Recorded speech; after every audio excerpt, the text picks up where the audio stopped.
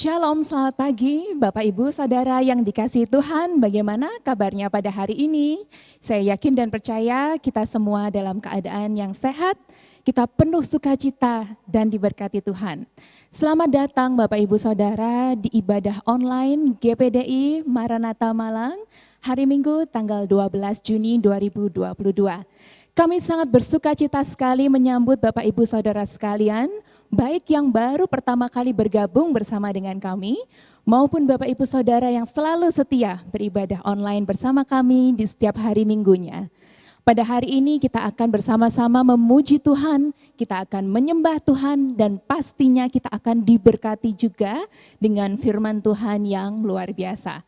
Saya mengajak kita bersama-sama fokus bersatu hati, kita mau memberi yang terbaik untuk Tuhan kita Yesus Kristus. Mari kita siapkan hati dan pikiran kita Bapak Ibu Saudara, jangan lupa juga untuk menyiapkan Alkitab dan buku catatan untuk mencatat firman yang akan dibagikan. Sebelum kita bersama-sama memulai ibadah online pada hari ini, saya mengundang kita bersama-sama bersatu di dalam doa. Terima kasih Bapa untuk kesehatan Tuhan, untuk kesempatan yang Tuhan sudah beri kepada setiap kami. Kami boleh beribadah bersama-sama dengan keluarga kami, dengan saudara dan rekan kami Tuhan, dimanapun kami berada. Kami percaya Tuhan Yesus ada dan selalu beserta dengan kami. Tuhan berkati ibadah ini dari awal pertengahan sampai akhirnya sehingga kami dapat fokus, kami dapat diberkati dengan luar biasa Tuhan, dan kami dapat menerima berkat dan menjadi saksi-Mu dimanapun kami berada Tuhan. Terima kasih Bapa, hanya di dalam nama Tuhan Yesus Kristus kami percaya berdoa dan mengucap syukur. Haleluya, amin. Selamat beribadah Bapak Ibu Saudara, Tuhan Yesus memberkati. Haleluya, mari sama-sama berikan sorak-sorai buat Tuhan kita. Haleluya, Tuhan kita adalah Allah yang sungguh baik. Mari Bapak Ibu Saudara yang siap lebih lagi terima kebaikan Tuhan, saya jemput sama-sama bangkit berdiri. Kita mau nyanyikan kebaikan Tuhan. Amin.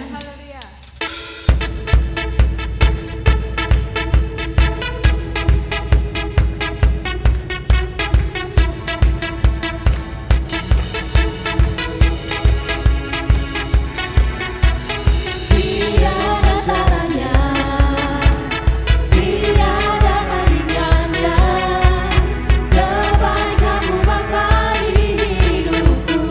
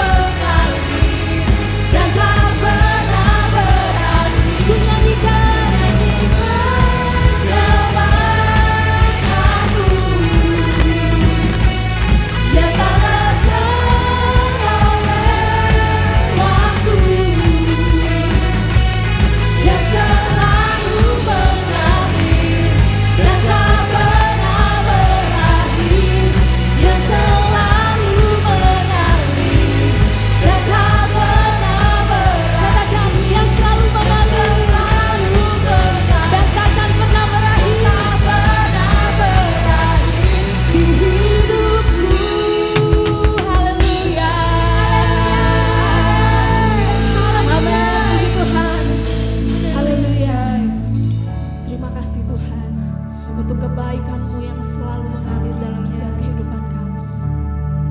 Kami mau naikkan syukur, kami mau naikkan pujian kami hanya bagi Engkau, Yesus. Amin. Haleluya. Amin Tuhan, terima kasih Yesus. Kami percaya Engkau ada dalam setiap musim kehidupan kami, Yesus.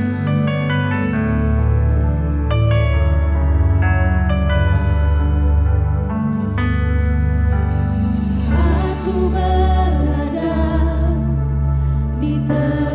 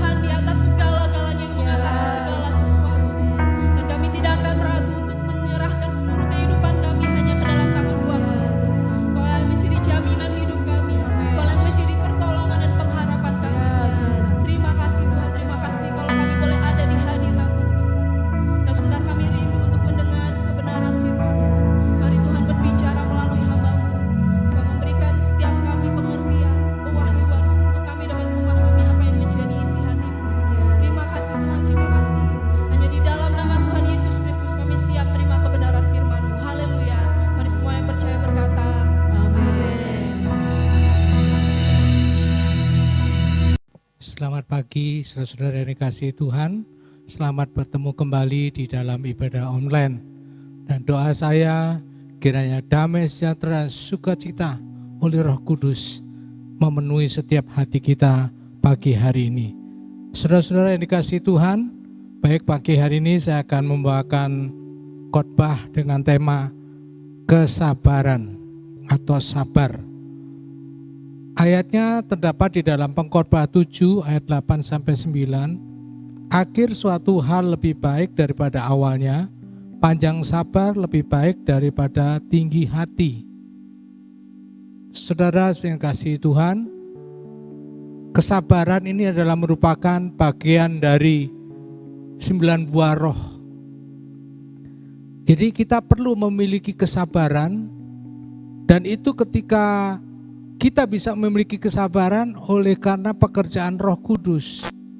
Karena Roh Kudus adalah bagian dari buah roh. Jadi orang yang dipenuhi dengan Roh Kudus, dia akan memiliki kesabaran. Walaupun mungkin karakternya keras, tapi dalam menghadapi hal-hal, dia tidak dengan emosi, tapi dengan kesabaran. Nah, kita akan mendapat hasil yang baik pada akhirnya jika kita tidak terpancing dengan hal-hal yang bersifat instan, ya. Jangan mudah terpancing dengan hal-hal yang bersifat cepat.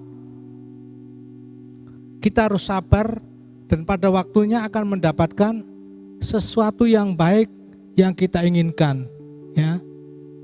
Jika kita memiliki kesabaran, maka pada akhirnya lebih baik yang kita dapatkan, saudara. Ya. Daud alami hal seperti ini di dalam Mazmur 37 ayat 1-6. Saya ambil intinya di sana dikatakan, jangan iri hati kepada orang yang berbuat jahat. Ya.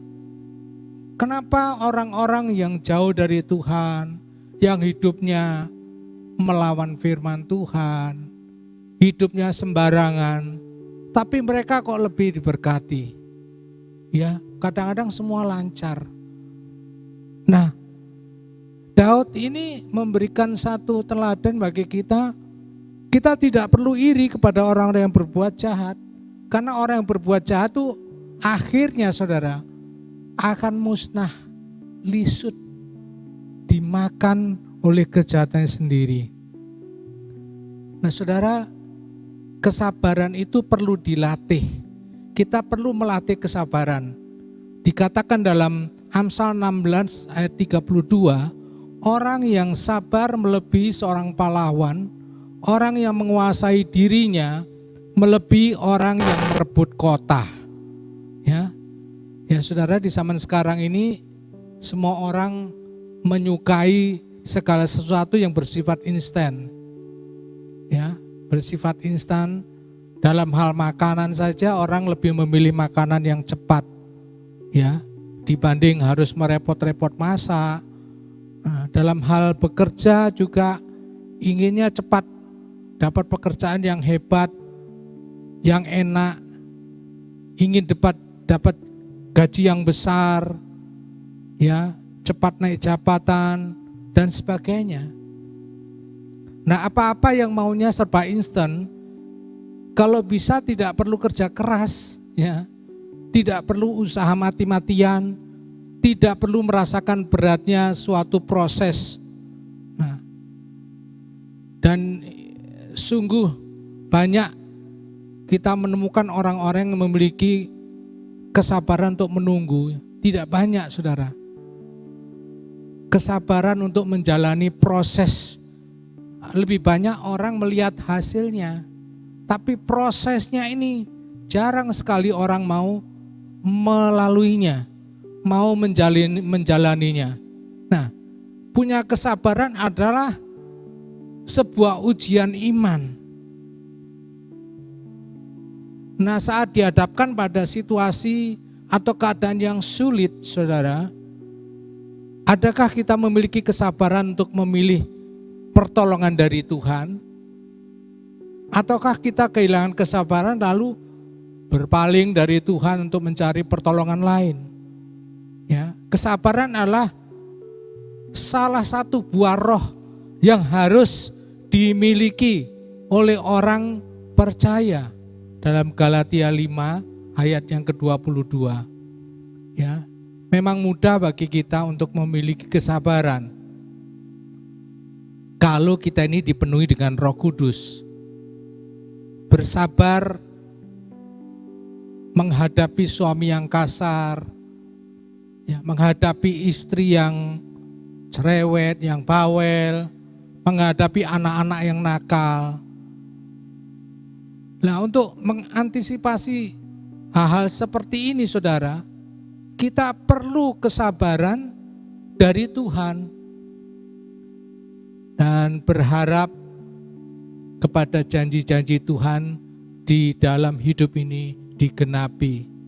Kita semua senantiasa disertai oleh Roh Kudus dalam tindakan kita setiap hari, di rumah, tempat kerja, atau dimanapun juga.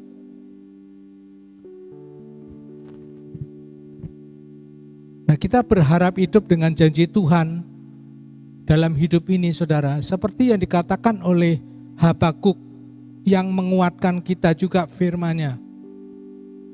Karena pemandangan itu masih menanti, tetapi ia bersegera menuju kesudahannya dengan tidak menipu. Apabila berlambat-lambat, nantikan itu, sebab itu sungguh akan bertangguh.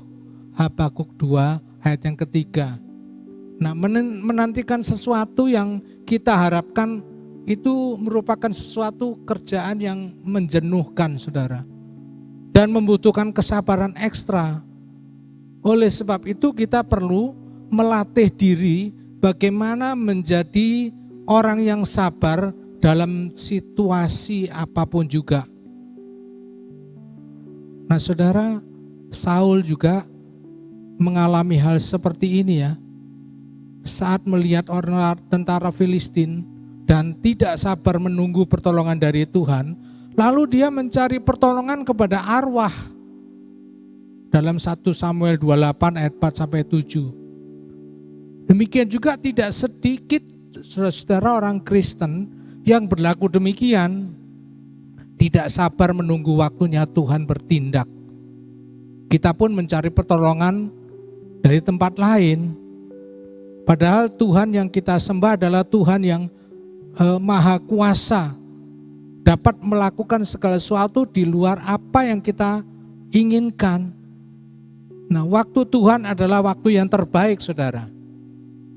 Karena itu berharaplah menunggu Dia bekerja di dalam setiap kehidupan kita. Jadi kesabaran perlu dilatih. Yang kedua, bersabar di tengah masalah. Di dalam Roma 12 ayat 12 dikatakan, bersukacitalah dalam pengharapan, sabarlah dalam kesesakan, dan bertekunlah dalam doa. Ya, kesabaran sangat mudah dilakukan pada saat segala sesuatu itu berjalan sesuai dengan rencana kita. Ya, tidak mengalami hambatan, semua berjalan tepat waktu. Sementara kita hidup di dalam suatu masa yang serba canggih, saudara, yang mempermudah segala sesuatu dan mempercepat banyak hal. Namun di satu sisi lain juga sebuah masa yang penuh dengan ketidaksabaran, sehingga sangat sulit menemukan sifat sabar saat seseorang sedang mengalami penderitaan, kesesakan, dan masalah. Tidak sedikit orang yang mengalami hal tersebut akan berkata, sampai kapan saya harus bersabar? Sabar itu kan ada batasnya, ya. Dan ini banyak, saudara, orang-orang yang sudah mengalami keputusasaan dalam menjalani masalah pergumulannya, tidak selesai-selesai. Padahal kita sadar sebagai anak Tuhan, waktunya Tuhan adalah waktu yang terbaik buat kita. Nah, kebanyakan orang ingin melakukan segala sesuatu serba cepat, kadang-kadang tanpa dipertimbangkan dengan matang, bahkan cenderung terburu-buru. Karena itu Rasul Paulus menasihatkan di jemaat Roma, sabarlah dalam kesesakan. Sabar dalam kesesakan, saudara-saudara, maksudnya untuk tidak bersungut-sungut atau mengeluh, tetapi justru mendekatkan diri, berserah sepenuhnya kepada Tuhan, sehingga kita mendapatkan kemampuan untuk menantikan waktunya yang terbaik buat kita. Dan Daud berkata, semua orang yang menantikan Tuhan takkan mendapat malu. Dalam Mazmur 25 ayat yang ketiga. Yakobus mengingatkan kita juga, saudara-saudara, akan orang-orang yang menjadi teladan dalam penderitaan dan kesabaran.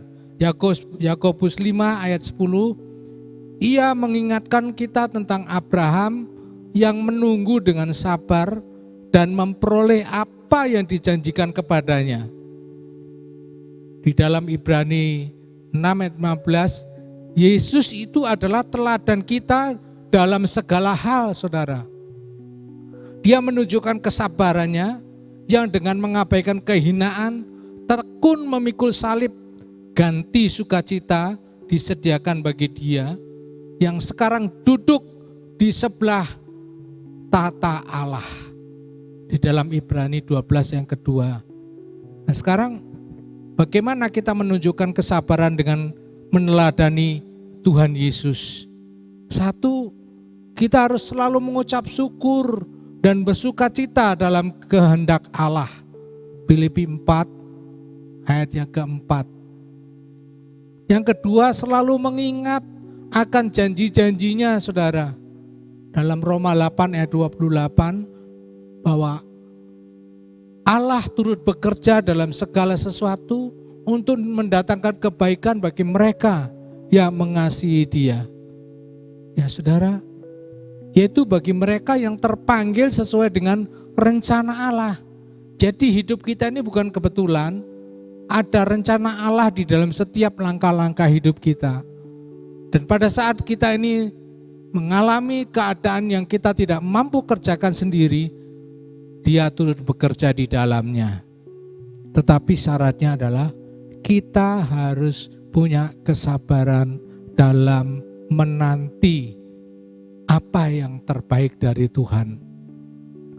Nah, di dalam masa pandemi COVID ini, saudara, seperti saat ini, dengan sikap sabar seperti Yesus, kita akan melalui dengan kekuatan dari Roh Kudus dan menikmati proses ini dengan yakin dan percaya bahwa Tuhan izinkan situasi ini terjadi untuk mendatangkan kebaikan bagi kita semua. Ya. Meskipun saat ini kita belum tahu apa hal yang baik, tapi selama kita tetap menjaga sikap dan hati dan meresponi dengan baik, yaitu bersabar, maka pasti akan menerima apa yang kita nanti-nantikan, yaitu janji firman-Nya digenapi atas hidup kita.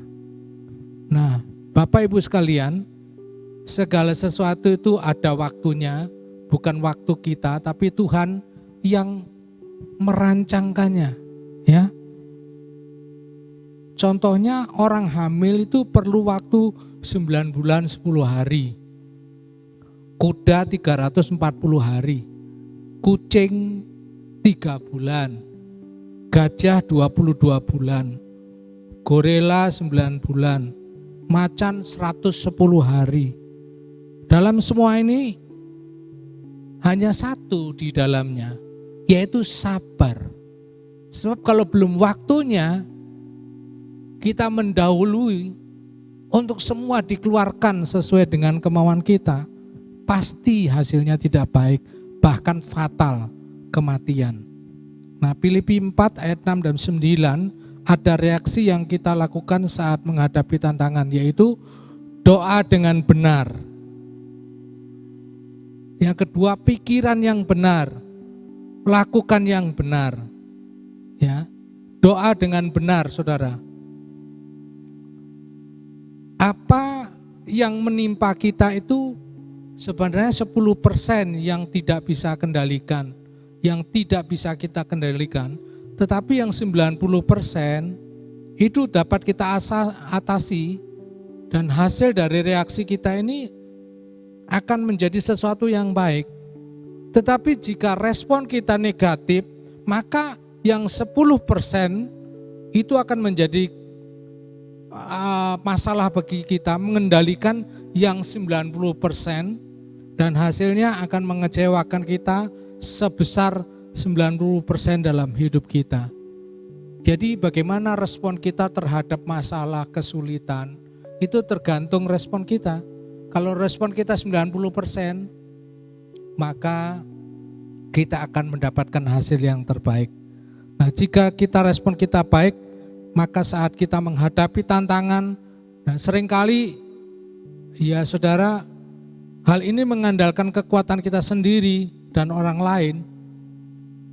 Tetapi yang paling penting adalah doa menjadi opsi yang terakhir kita.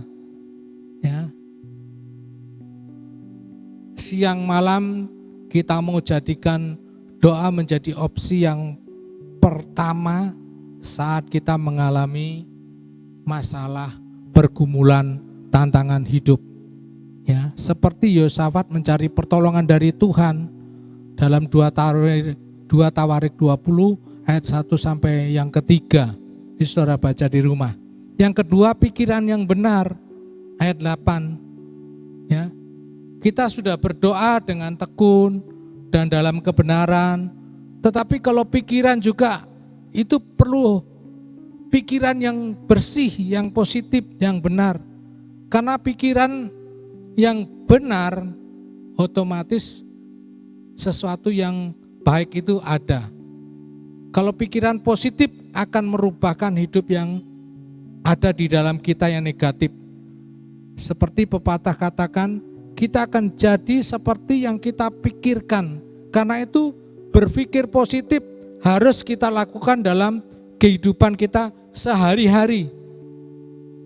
Dan itu akan berpengaruh besar dalam kehidupan kita, baik dalam tindakan ataupun dalam menghadapi masalah. Berpikir positif akan bermanfaat untuk kita. Karena disitulah kita akan bisa menghadapi masalah-masalah kita kalau kita punya pikiran positif.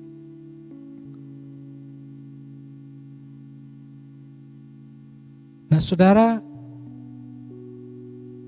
dapat mengatasi stres menjadi lebih baik, menjadi orang yang lebih percaya diri, memiliki banyak teman, memiliki daya tahan kuat, ya, dan mengurangi sakit, lebih sukses dan hidup dalam damai sejahtera Allah ketika kita ini memiliki pikiran yang positif.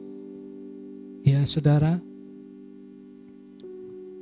Jadi dalam hidup ini ada 3 hal yang perlu kita lakukan, yaitu tindakan yang benar atau keputusan yang tepat di dalam ayat yang ke-9 bagian yang ketiga tadi. Setia kepada Allah apapun resikonya, dan kita mau ngambil keputusan bukan keputusan kita, tapi keputusan yang dipimpin oleh Roh Kudus, yaitu kesabaran.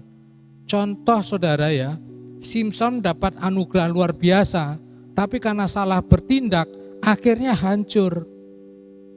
Ada 3 penyebab Simson hancur, yaitu wanita, ya, pekerjaan dan hikmat. Menghadapi wanita tidak hati-hati, ya saudara, ini cobaan besar bagi siapapun juga. Ya. Waktu menghadapi peperangan, Simson ini juga perang yang ngawur, yang tidak ada tujuan, walaupun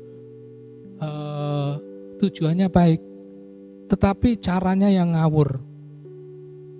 Dia diberikan hikmat oleh Tuhan, tapi tidak pernah digunakan, dirayu, oleh Delila, ya saudara, hikmatnya tidak jalan, itu yang membuat Simson jatuh dan hancur. Nah saudara, dalam hal ini apa yang kita ambil sebagai keputusan hari ini menentukan hasil esok hari atau masa depan kita. Biarlah pagi hari ini kita semua boleh mengambil keputusan untuk hidup sesuai dengan pimpinan Roh Kudus. Salah satunya adalah memiliki kesabaran. Kesabaran dikatakan di dalam Pengkhotbah 7 tadi, akhir suatu hal lebih baik daripada awalnya. Panjang sabar lebih baik daripada tinggi hati. Puji Tuhan, Tuhan Yesus memberkati. Kiranya Tuhan memberikan kesabaran kepada kita setiap hari di dalam apapun yang kita lakukan, yang kita hadapi. Tuhan dan Roh Kudus-Nya memberikan kesabaran kepada kita semua. Puji Tuhan, Tuhan memberkati. Mari kita berdoa. Terima kasih Tuhan untuk firman-Mu pagi hari ini.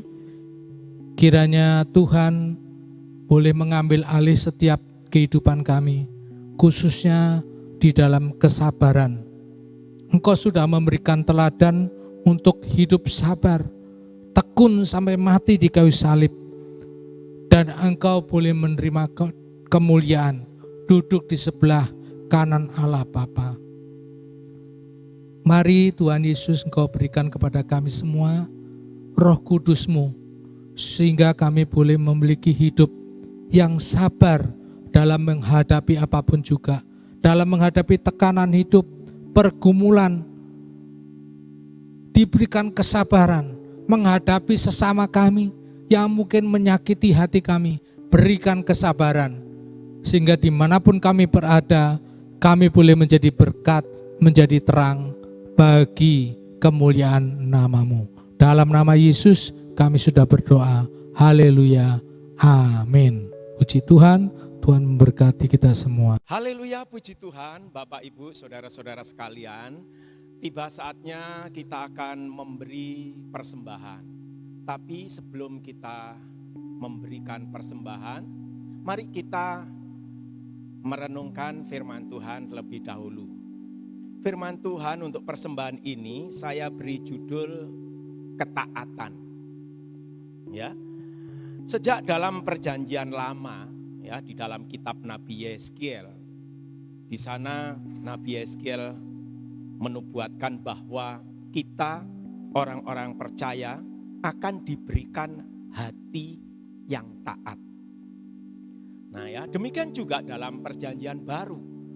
Ya, bagaimana Tuhan Yesus memberikan kepada kita supaya kita memiliki hati yang taat. Saya akan baca di dalam Yohanes 14 ayatnya yang ke-15. Berbunyi demikian, jikalau kamu mengasihi aku, kamu akan menuruti segala perintahku. Nah, inilah tanda dari ketaatan itu. Apa? Menuruti segala perintahku. Nah, Bapak, Ibu, saudara-saudara sekalian, kita semuanya ini sebagai warga jemaat ya, memiliki orang tua rohani atau pemimpin rohani. Nah, siapakah orang tua rohani atau pemimpin rohani yang kepadanya kita juga harus taat? Saya baca dalam Ibrani 13 ayat 17, ini ayat yang sangat terkenal. Taatilah pemimpin-pemimpinmu dan tunduklah kepada mereka. Jadi bagaimana kita membuktikan ketaatan kita kepada Tuhan? Ketaatan kita yang keluar dari hati kita. Tuhan ingin kita menunjukkan itu dengan ketaatan kita kepada pemimpin-pemimpin rohani kita. Atau orang tua rohani kita. Jadi artinya apa?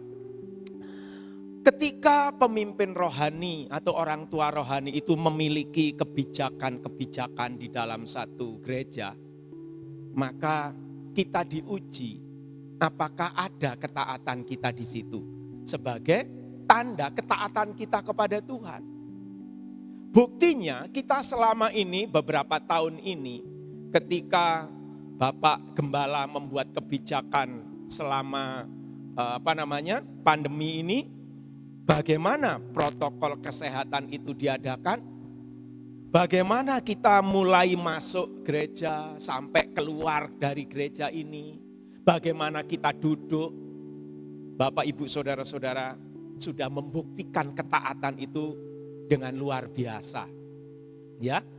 Demikian juga ketaatan salah satunya yang tidak boleh kita lupakan, kebijakan dari pemimpin rohani itu ketika satu gereja itu memberi kesempatan kepada anggota jemaatnya itu untuk memberi persembahan. Itu bukan hanya gereja di zaman modern ini. Sejak dulu sampai sekarang selalu ada kebijakan anggota jemaat memberikan persembahan. Nah, sebenarnya disitulah kita bisa membuktikan ketaatan kita kepada Tuhan. Dengan cara mentaati pemimpin-pemimpinmu dan tunduklah kepada mereka. Nah, saudara, sehingga ketaatan kita yang kita wujudkan dengan tindakan itu, dengan memberi persembahan, ya di gereja itu seringkali ada persembahan persepuluhan, ada persembahan diakonia, dan masih ada banyak persembahan-persembahan yang lainnya. Ya, jadi di sanalah kita mau buktikan ketaatan kita kepada Tuhan itu dengan melakukan dengan setia apa yang sudah dibuat oleh pemimpin atau orang tua rohani kita. Di dalam 2 Korintus pasal 9 ayatnya yang ke-7 dikatakan begini, hendaklah masing-masing memberikan menurut kerelaan hatinya. Jangan dengan sedih, ya, sedih hati atau karena paksaan. Sebab Allah mengasihi orang yang memberi dengan sukacita. Jadi kita semua sebagai anak-anak Tuhan, orang-orang percaya, berkewajiban untuk memberi persembahan ini. Ya, namun meskipun kita punya kewajiban untuk memberi persembahan ini, tetap hendaklah masing-masing memberi menurut kerelaan hatinya. Ya, puji Tuhan. Nah, sekarang kita akan melihat memberi, jangan ada yang memberi dengan sedih hati. Apa artinya itu? Memberi tidak dengan sedih hati. Ya. Jangan sampai ada yang sedih ketika memberi. Artinya apa? Setelah kita ini memberi, ya,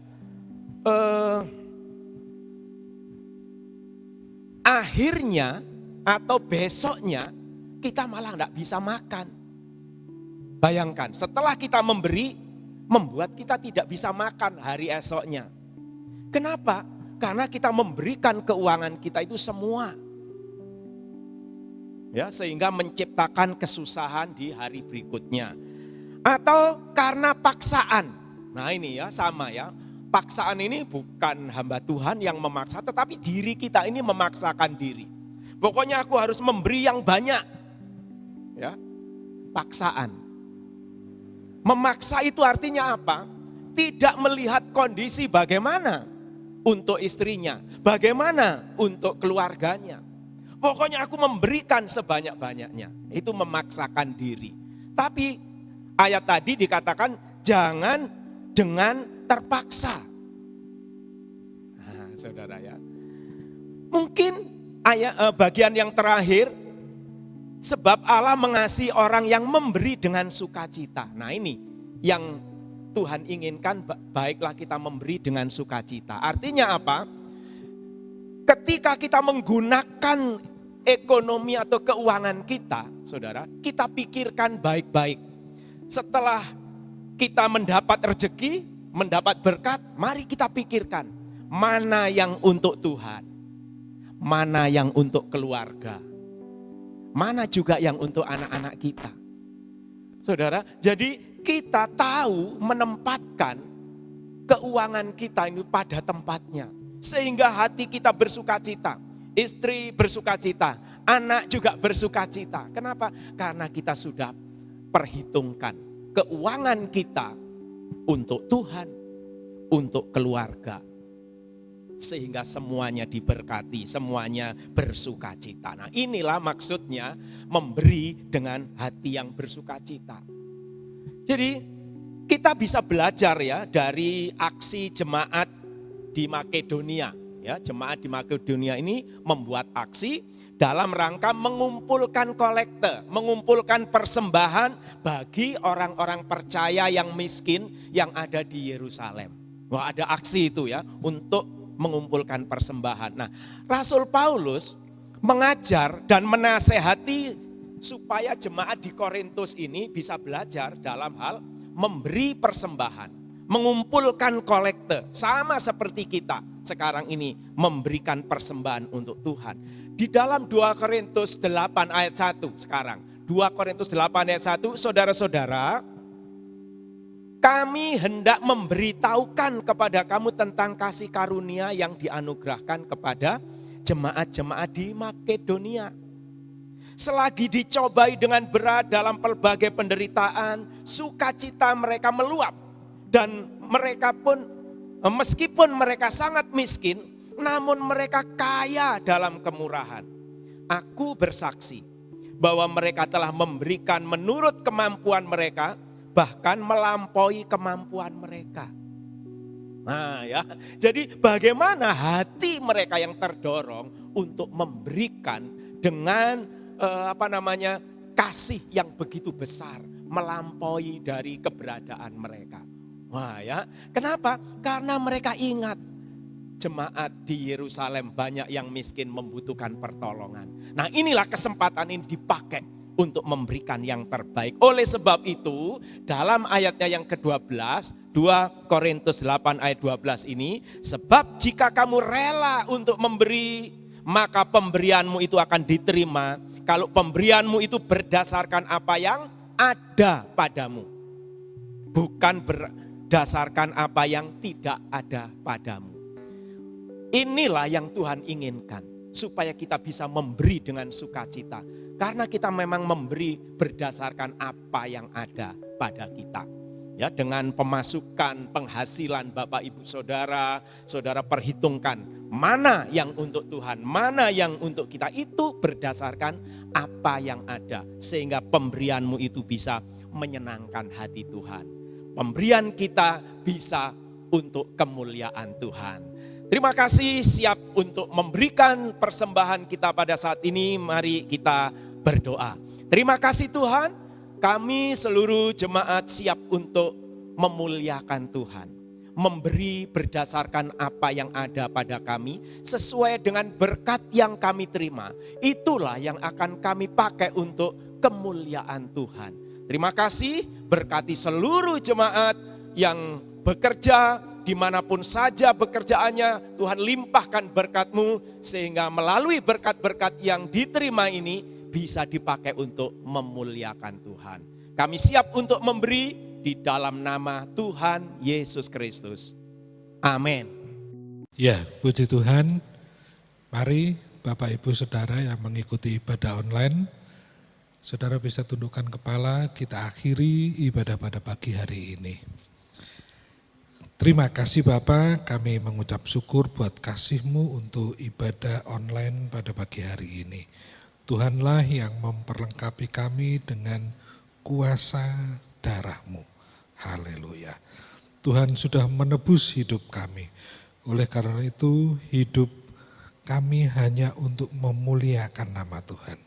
Kami doakan jemaat yang saat ini terbaring sakit, Bapak Petrus, Bapak Heru Lukito, Ibu Heru juga, mari Tuhan. Kami percaya akan kuasa darah-Mu yang akan menyembuhkan, memulihkan, sehingga mereka dapat beribadah kembali bersama-sama dengan kami. Terima kasih. Terima kasih, memberkati juga jemaat Tuhan yang sudah mendengar lewat ibadah online, kiranya Tuhan berkati. Demikian juga setiap pelayan ibadah, Tuhan memberkati. Kami akhiri ibadah pada pagi hari ini. Tuhan Yesus memberkati setiap usaha jemaat, pekerjaannya, sekolah, kuliah, apapun kegiatannya, Tuhan buat berhasil. Terima kasih. Terima kasih Bapa di surga. Mari kita angkat tangan kita. Terimalah berkat dari Allah Bapa, kasih karunia Tuhan Yesus Kristus, dan persekutuan Roh Kudus menyertai saudara sekalian. Mulai hari ini sampai Tuhan datang kembali. Dalam nama Tuhan Yesus Kristus kami sudah berdoa dan mengucap syukur. Haleluya. Amin. Tuhan Yesus memberkati.